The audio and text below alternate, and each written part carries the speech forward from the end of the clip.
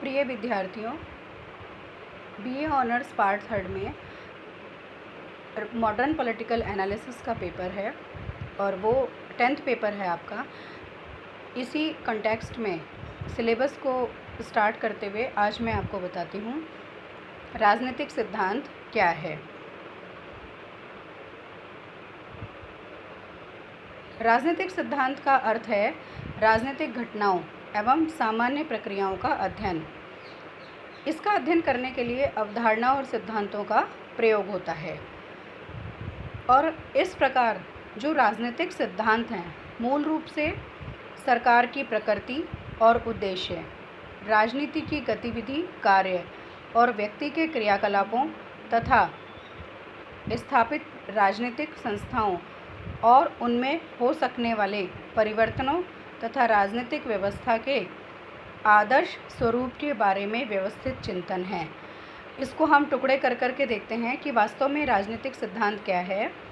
कि राजनीति में होने वाली जो घटनाएं हैं और जो सामान्य प्रक्रियाएं हैं उनका अध्ययन करने के लिए जिन अवधारणाओं और सिद्धांतों का प्रयोग किया गया है वह इसमें हम सरकार की प्रकृति और सरकार द्वारा चलाई जाने वाली योजनाओं के उद्देश्य, उसकी गतिविधियां और साथ में व्यक्ति के क्रियाकलापों तथा स्थापित राजनीतिक संस्थाओं और उनमें होने वाले परिवर्तनों के आदर्श स्वरूप के बारे में व्यवस्थित जानकारी ही राजनीतिक चिंतन कहलाता है या राजनीतिक सिद्धांत कहलाता है।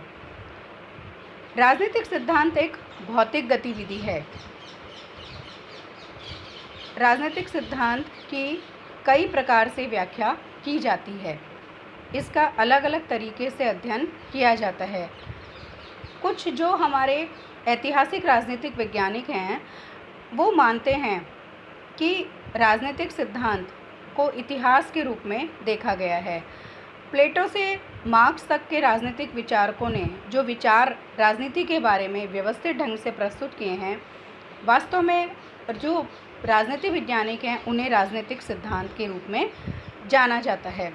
और ये माना जाता है कि राजनीति के अध्ययन में प्रयुक्त होने वाली जो भी अवधारणाएं हैं उनका परीक्षण करना ही राजनीतिक सिद्धांत कहलाता है। तो राजनीतिक सिद्धांत के बारे में आज हम ये बताने का प्रयास कर रही हूँ कि वास्तव में राजनीतिक सिद्धांत क्या है। सरकार की गतिविधियों, सरकार के द्वारा संचालित की जाने वाली योजनाओं, समकालीन परिस्थितियों में जो सर्कमस्टांसेस थे उसके बारे में जो समकालीन विचारकों द्वारा जो अपने विचार बताए गए हैं उन्हें ही राजनीतिक सिद्धांत माना जाता है।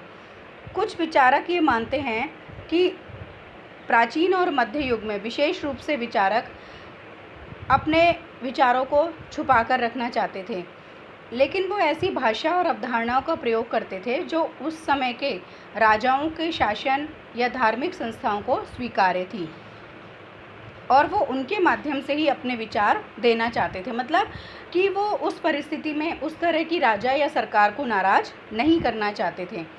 लेकिन चूँकि कहते हैं ना कि चिंतक का मन बेचैन रहता है, वो चुप नहीं बैठ सकता, तो वो उनके माध्यम से ही नए विचार भी देना चाहते थे। आधुनिक काल में कई तरह की नए दृष्टिकोण भी हमारे सामने आए हैं और जो कि आधुनिकता और उत्तर आधुनिकता के प्रश्न को महत्वपूर्ण बनाते हैं। इस तरह से तो राजनीति वैज्ञानिक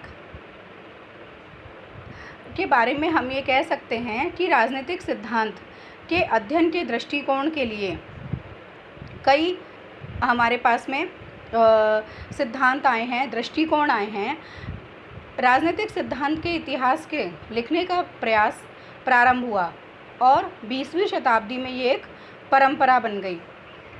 विभिन्न दृष्टिकोणों के मध्य कुछ प्रश्नों पर मतभेद उत्पन्न हुआ और इनमें सबसे महत्वपूर्ण जो प्रश्न था वो ये था कि ये चिंतन ऐतिहासिक रूप से सीमित है या नहीं है। कुछ व्याख्याकार मानते हैं कि ये जो चिंतन था ये इनका जो मूल्यांकन है वो हम ऐतिहासिक संदर्भ में ही किया जा सकता है। उनके जो विचार हैं वो मुख्य रूप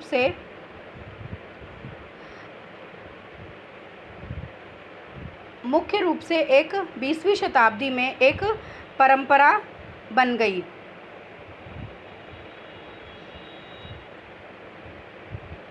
और लेकिन वो परंपरा, ऐसा नहीं कि परंपरा ख़त्म हो गई, बल्कि ये परंपरा आज भी विद्यमान है। और 20वीं शताब्दी के बाद में लगातार इसमें राजनीतिक सिद्धांत की प्रक्रिया में लगातार परिवर्तन आ रहे हैं। और जहाँ प्लेटो की बात थी कि प्लेटो का जो आदर्शवादी राज्य था वो आज भी, ऐसा नहीं कि उसकी रेलेवेंस या उसकी प्रासंगिकता या उसका सिद्धांत ख़त्म हो गया हो, वो आज भी जारी है। कुछ व्याख्याकार ये मानते हैं कि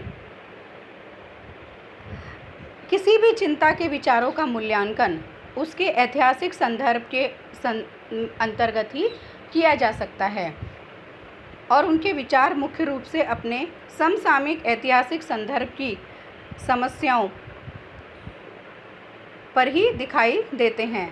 कि अर्थात क्या मतलब हुआ बच्चों, जैसे अपन प्लेटो का रिपब्लिक देखते हैं तो उस समय यूनान में जो परिस्थितियां थी उसका उनके ग्रंथ में रिपब्लिक में हमें परिलक्षित होता है। इसी तरह से अरस्तु क्या होते हैं कि उन्होंने जैसे 158 कॉन्स्टिट्यूशन का अध्ययन करके और फिर बताया था कि किस तरह से जो राजतंत्र है, संवैधानिक तंत्र है, इसमें अधिनायक तंत्र है, इसकी बात उन्होंने बताई थी। तो हर जो चिंतक है वो अपनी तरह की समकालीन परिस्थितियों से कहीं ना कहीं जुड़ा हुआ होता है। तो हमारा भी ये मानना है कि किसी भी विचारक के अगर हमें ग्रंथ की समीक्षा करनी है तो उस काल से हटकर सार्वभौमिक जो तत्व हैं उसके अंतर्गत हमें ये समीक्षा करनी चाहिए। कुछ लोग मानते हैं कि राजनीतिक सिद्धांत का पतन हो रहा है।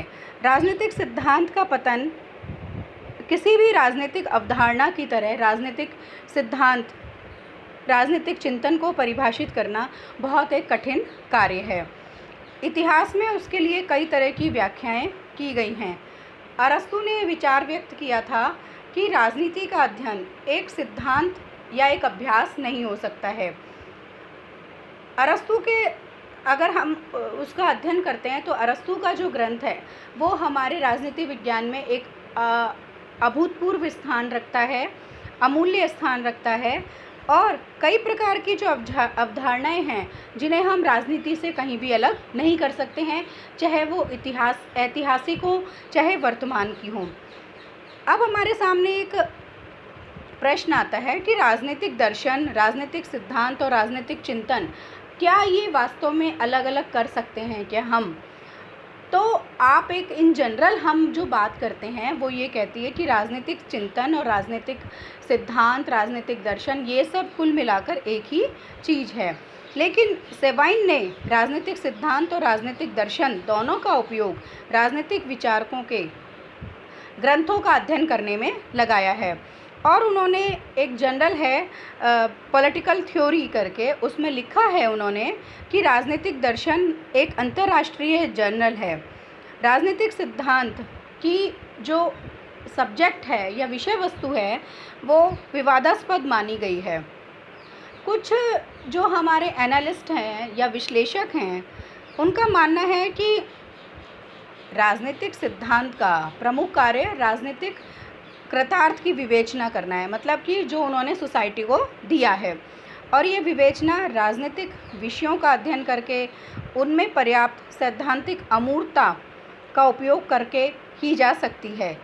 लेकिन इसके साथ साथ क्या होगा, समय के साथ साथ राजनीतिक सिद्धांत की विषय वस्तु के क्षेत्र और प्रकृति में सिस्टम का भी पूरी तरह योगदान है। ऐसा नहीं कि सिर्फ विचारों की प्रधानता है, बल्कि उस सिस्टम की भी उसमें प्रधानता होती है। तो इस तरह से ये माना जाता है कि राजनीतिक सिद्धांत की जो परंपरा है वो बहुत जटिल हो गई है।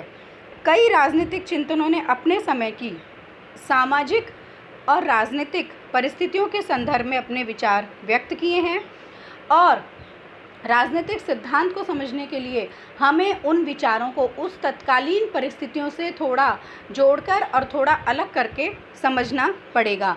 और जो राजनीतिक चिंतन या मनन है वो एक विषय है जिसके बारे में हम ये नहीं कह सकते कि ये विषय या ये चिंतन यहाँ पर आकर, चाहे वो एंशियंट हो, चाहे वो मिडाइवल हो, चाहे वो मॉडर्न हो, कि वो समाप्त हो गया है। उसमें समय अनुकूल चेंजेस उसमें आते रहते हैं।